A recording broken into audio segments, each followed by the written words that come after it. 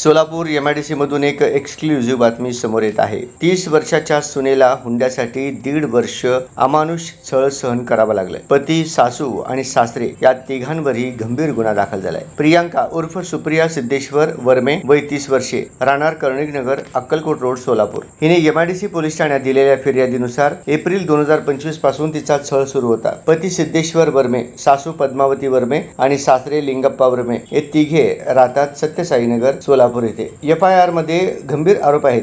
गुन्हा register number 513/2026 नुसार आरोपींनी फिर्यादीस संसारोपयोगी सामान दिले नाही, सोने पैसे दिले नाही, योग्य तो मानपान केला नाही, तो माझ्या लायकीची नाही असं बोलून वारंवार अपमानित केले। एवढंच नाही, फिर्यादीच्या चारित्र्यावर संशय घेऊन शिवीगाळ केली, घरात किरकोळ कारणावरून घालून पाडून बोललं, हाताने मारहाण केली आणि सगळ्यात धक्कादायक म्हणजे घटस्फोट देण्याची धमकी देऊन शिवीगाळ केली। एप्रिल 2025 ते 27 एप्रिल 2026 या दरम्यान तब्बल 1.5 वर्ष शारीरिक, मानसिक आणि आर्थिक त्रास दिला गेला। एमआयडीसी पोलिसांनी या प्रकरणी भारतीय न्याय संहिता कलम 85, पती किंवा नातेवाईकाकडून क्रूरता, कलम 115(2) दुखापत करणे, कलम 352 शांतता भंग करण्यासाठी अपमान, कलम 351(2) फौजदारी धमकी अशा गंभीर कलमाखाली गुन्हा नोंदवलाय। पोलीस हेड कॉन्स्टेबल वाघमोडे या प्रकरणाचा तपास करत आहेत।